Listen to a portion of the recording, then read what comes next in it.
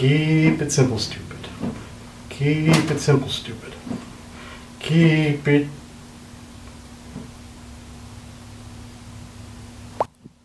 Oh, hi. Well, welcome back. I was just meditating and thinking about all the wonderful possibilities that I'm up to.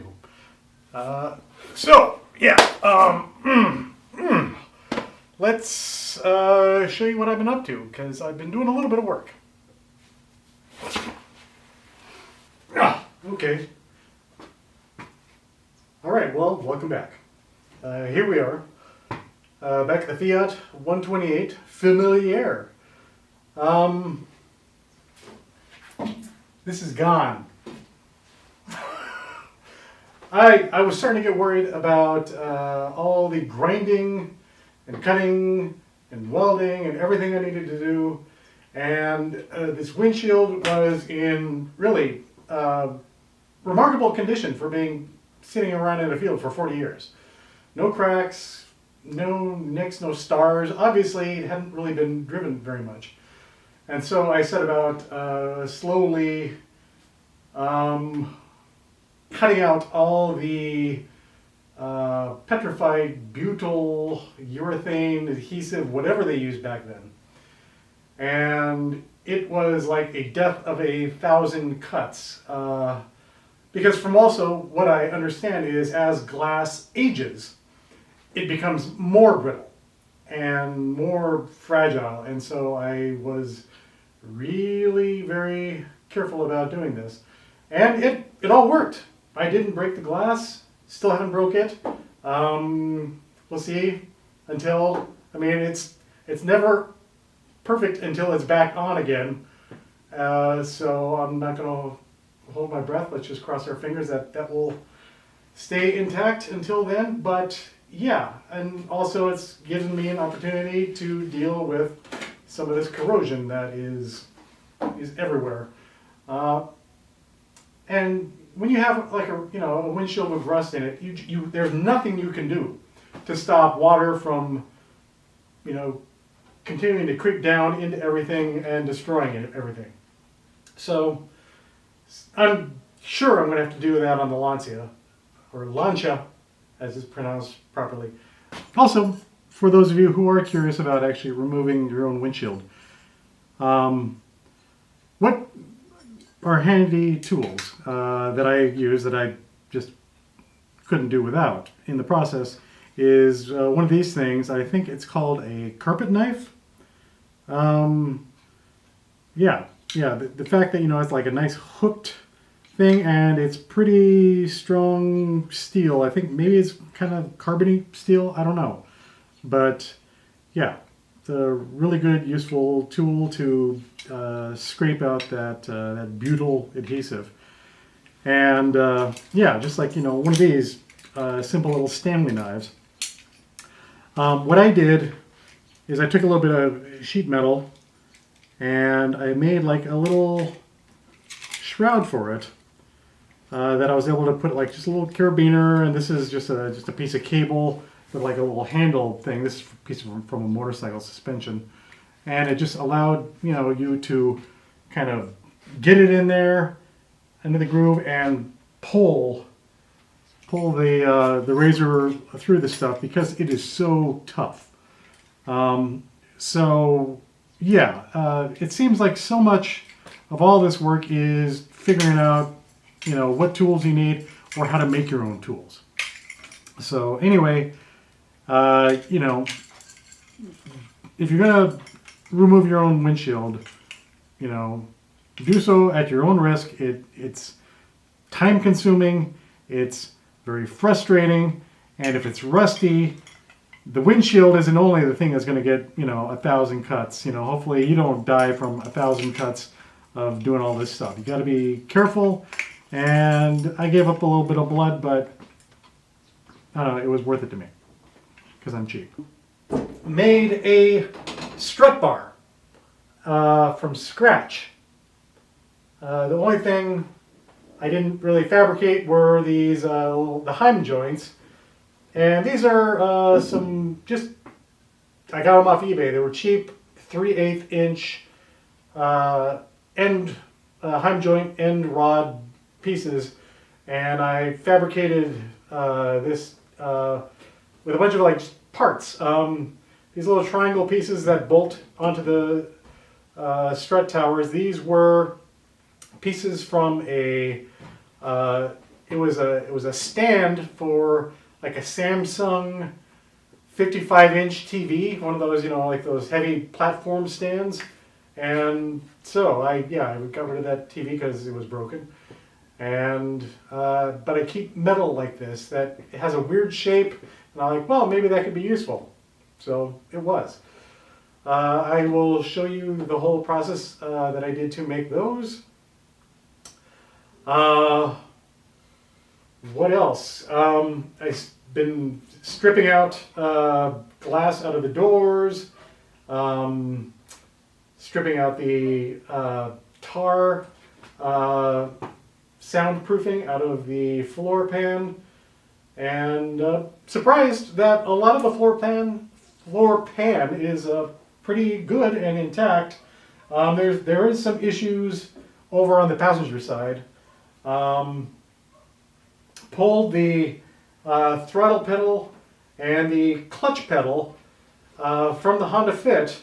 Honda Fit has an electronic throttle or gas pedal, and it has a hydraulic clutch, and kind of mocked those up into position.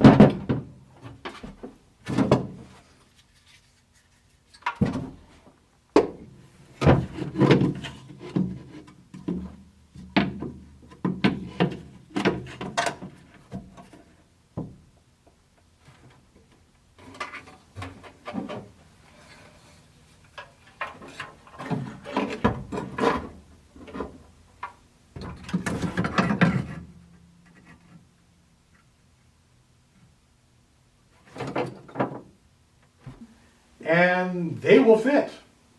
So that's fantastic. The thing that I am running of the Fiat is the brakes, because that was going to be just sort of a kind of a nightmare to try and incorporate Honda stuff into this. And what I discovered was, after kind of unbolting the mount for the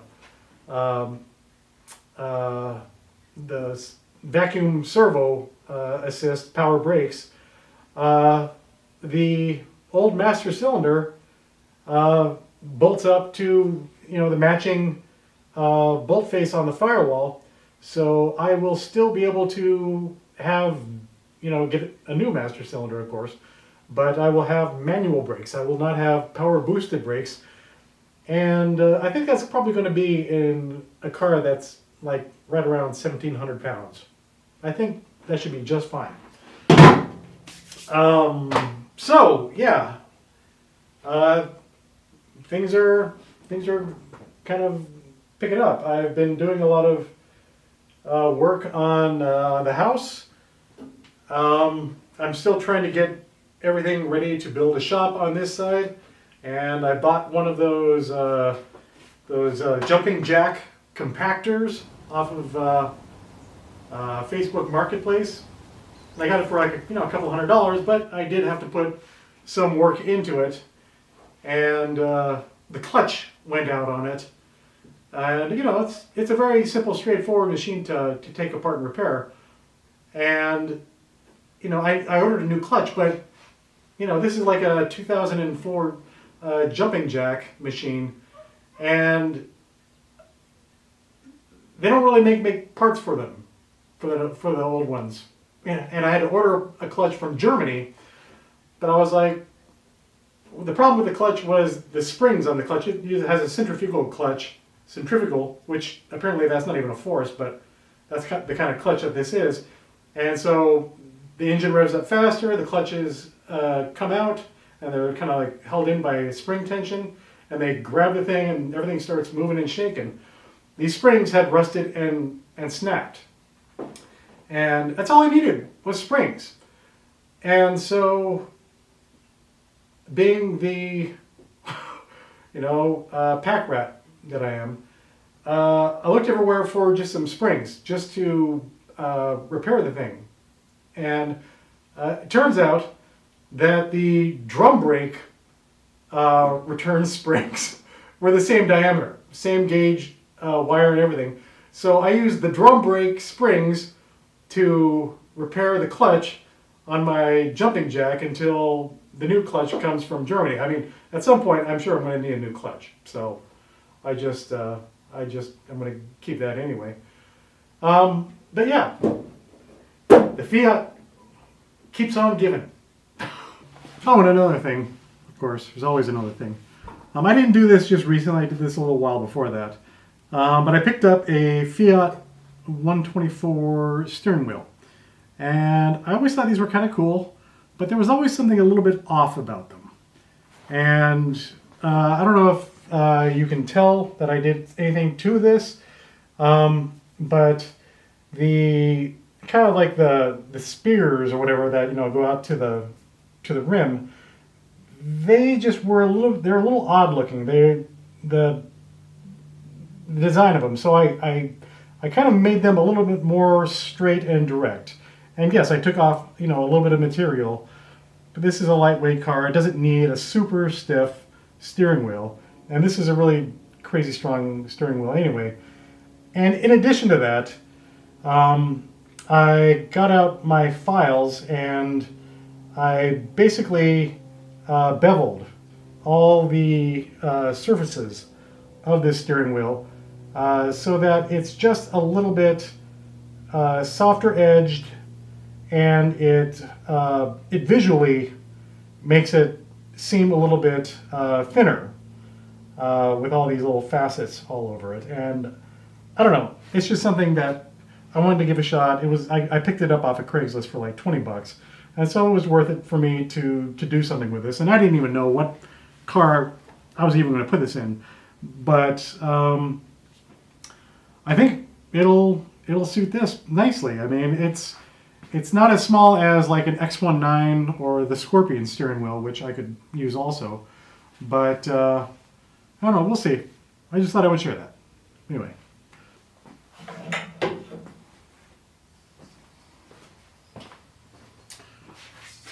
Okay, so here's a piece of like shelving metal, whatever.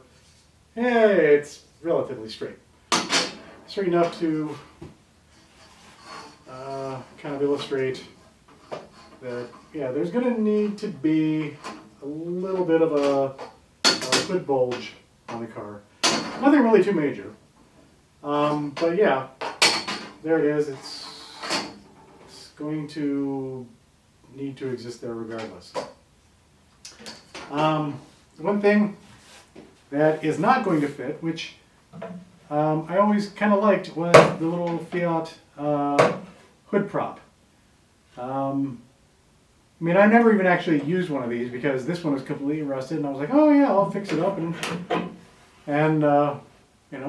this will be a nice, neat little thing about this car. No, it goes right into the engine, and there's no way that I can use it. I need to, I guess, modify the Honda Fit hood prop and incorporate that into this design somehow. Oh, don't you like kind of like sanding stuff, trying to restore stuff, and then later on you go, I can't even use this. This is garbage now. Oh well. Yeah, and I've also got a radiator that I originally got it for the Lancia. It was for a WRX, and it fits in here almost. It's a big aluminum radiator, and I like that because I don't know how much space I have for like a fan. And I know I could probably put in a small fan, but I think I'd like to buy myself a little bit of cooling capacity in the form of a bigger radiator, if that makes sense. So that's one more thing I have to do. And that's totally cool. I'm down for that. So yeah, let me see. What else can I show you that I'm doing? I don't know. It's probably time to just cut away to all of the fabrication work of making the strut tower brace. And essentially, why I wanted to make that, if you're new, is I need to cut into the material below these towers here, the sheet metal, and use basically the Honda frame rails kind of in here, mounted to what the engine mounts mount to. So it's all going to be kind of cut open and sectioned and welded and everything, and I needed to maintain essentially just rigidity with the sheet metal and the chassis so that nothing moved around. So that's what I made, and this will also help later on when I'm driving, hopefully. So let's roll that.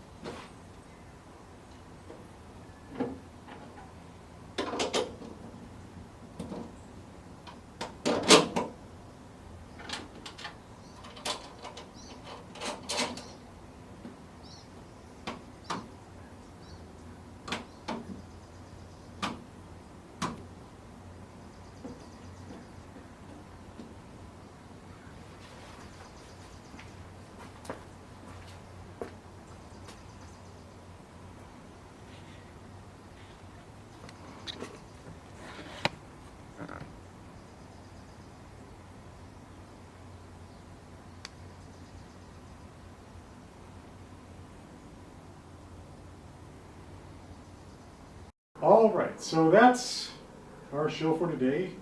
Thanks for coming along while I made this sway bar from scratch and some stuff that I bought, maybe 30 bucks altogether of materials.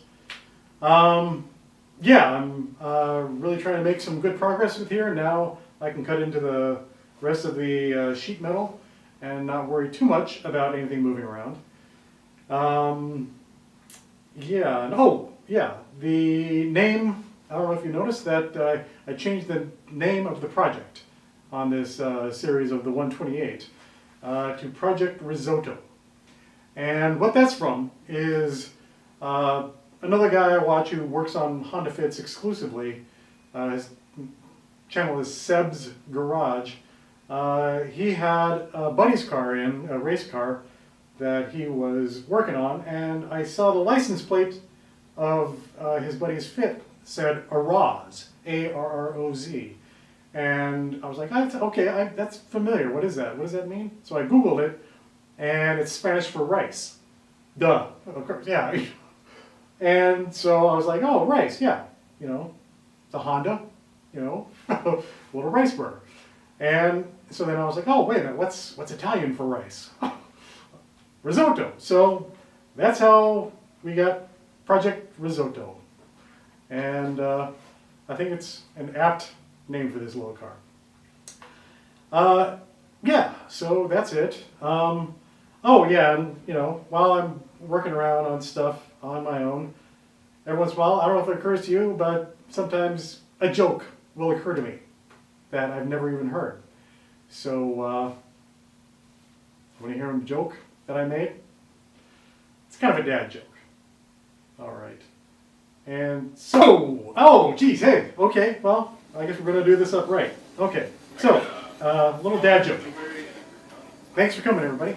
Anyway, what word will never be associated with bouncing again? Anyone?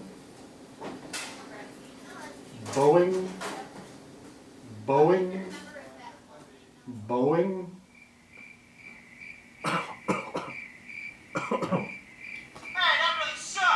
Yikes. Kind of went over like a Dreamliner. Mm. And on a, here's another one. It's just another short one, a little more serious. How many Palestinians does it take to screw in a light bulb? None. Because they no longer have any houses left to screw a light bulb into. No lights, no electricity, no nothing. And probably, thanks to the Israeli Defense Force, probably not many Palestinians left either.